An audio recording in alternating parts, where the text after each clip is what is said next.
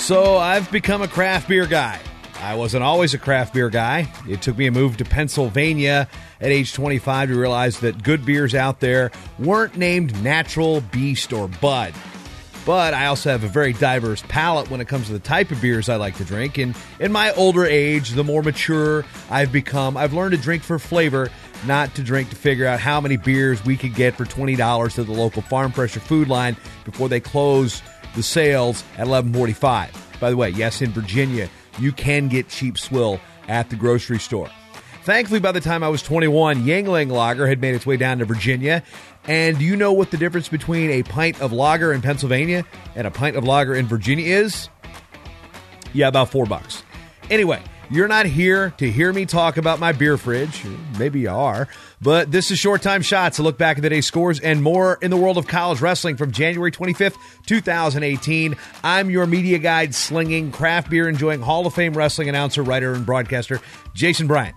Before I get to the scores, I do want to call out my buddies over at the Blood Round podcast at bloodround.com, which is pretty much the antithesis of anything you'll find on the Matt Talk Podcast Network. Well, they're close to Bell's Brewing out there in Michigan, and I picked up a six-pack today of a limited seasonal they put out called Hop Slam. I'm not by any means an IPA guy, and I'm definitely not a double or imperial IPA guy.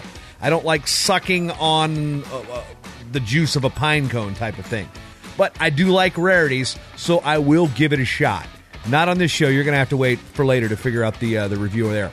Anyway, the promotional video says, you know what? I'm just going to let you hear it in their own words. It's bright. It is just blowing up with hop flavors. And I think the reason why it makes it so special is it's always really fresh and on. You come out with it once a year, and when it pops, it pops.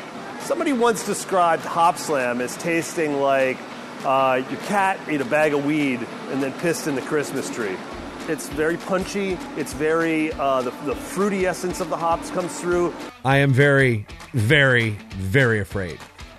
Now, finally to wrestling, because that's what you're here for. There were two Division I duels, and both were in the Southern Conference. Appalachian State remained undefeated in the SoCon with an 18-12 win over Campbell in a match that was rescheduled because some snow fell on the southeast and people down there don't know how to shovel. I feel your pain. I feel your pain. My buddy Charlie today, we went to lunch, actually went to Home Depot to help him load a snowblower because he got 13 inches of snow the other day. I only got 6.5. My little snowblower works fine. He pulls up in the truck. After we load, he goes, I'm never shoveling again. Yeah, I'm also not buying well, maybe one of these days I'll get a giant behemoth snowblower. Anyway, back to the match. Key victories in the match for the Mountaineers were at 174 pounds by Forrest Pribish, who beat Andrew Morgan 13-11, and Cody Russell, who beat Nathan Boston in sudden victory at 133 pounds. Gavin Londoff's win at 149 pounds over Zach Barnes was the match clincher for Coach John Mark Bentley's squad. VMI, that is the Virginia Military Institute in Lexington, Virginia. They've been struggling quite a bit in recent memory, but they picked up their first win over the Citadel in 11 years.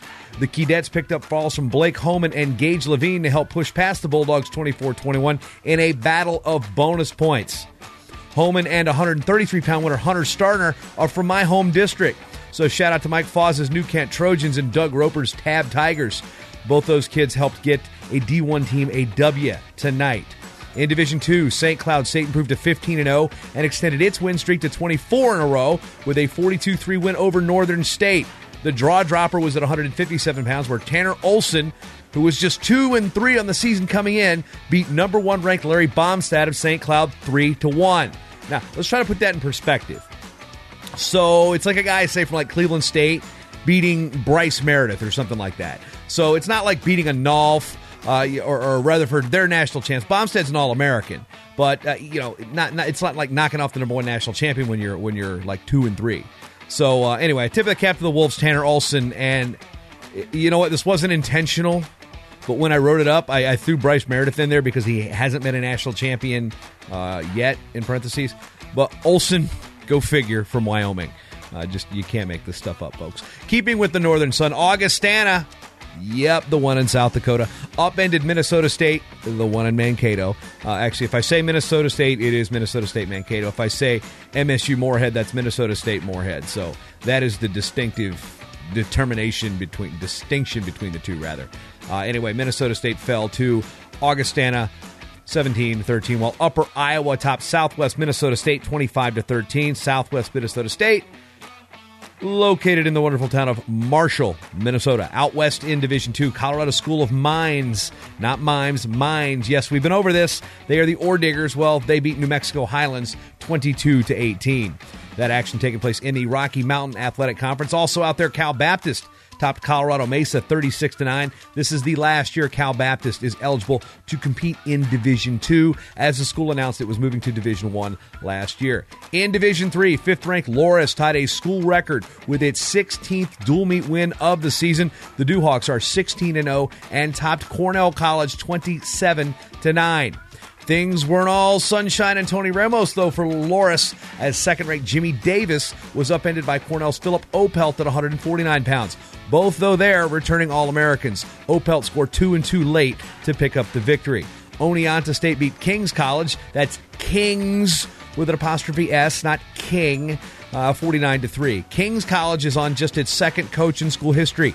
The previous coach, Ned McGinley, who was on the Ice Hour here on this network last spring, stepped down after coaching at the Wilkes-Barre, Pennsylvania school for nearly 50 years. The guy started the program, was the only coach they'd ever had. Nearly coached, almost 50 years. That's crazy. Gettysburg beat McDaniel 30-7 in Centennial Conference action. Tip of the cap to Andy Vogel and the Bullets. Andy Vogel, the man behind D3Wrestle.com. In the NAIA Southeastern, and Coach Javier Maldonado. I just like saying that. Javier Maldonado. Yeah, anyway. He beat Frankie James's Campbellsville Tigers 21-18 in Mid-South Conference action. And every time I say Mid-South Conference, I just think of like Jerry Lawler and Jerry, Mid-South Championship Wrestling back in the day. I listen to some pro wrestling podcasts, and they talk about Mid-South all the time. But anyway, Wayland Baptist beat Missouri Baptist, and I'm going to assume they beat Bacone too. But since neither school had reported their score on their website or on Track Wrestling by midnight, I can't really report the men's side of things. Although Wayland's Baptist's women did officially beat Missouri Baptist and Bacone in a double-triple event in Muskogee, Oklahoma. The reason I say that, it was two tri-meets held simultaneously in men's and women's wrestling. So Missouri Baptist also beat Bacone on the women's side again. No report in terms of what happened with Bacone and Wayland as yet.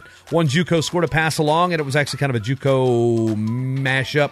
North Idaho top Division II Simon Fraser 31-15. Once again, folks, I want to implore you to order the best dadgum preview guide ever made for the upcoming NCAA Division I championships in Cleveland.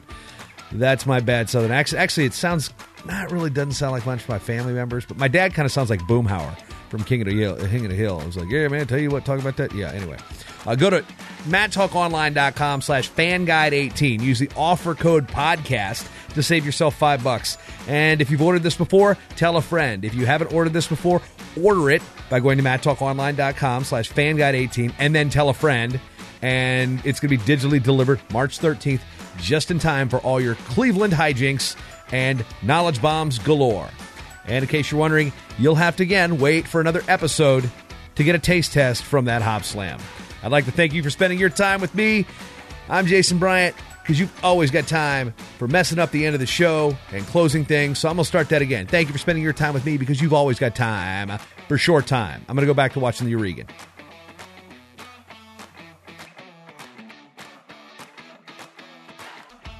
The Short Time Wrestling Podcast is proudly outfitted by Compound Clothing. Shirts, singlets, custom gear orders, everything you need. Call up Cliff and the crew at cmpteamwear.com. First time listening? Well, you can change that by going to MattTalkOnline.com/GetShortTime to subscribe on Apple Podcasts or listen on your favorite podcatcher at MattTalkOnline.com/listen.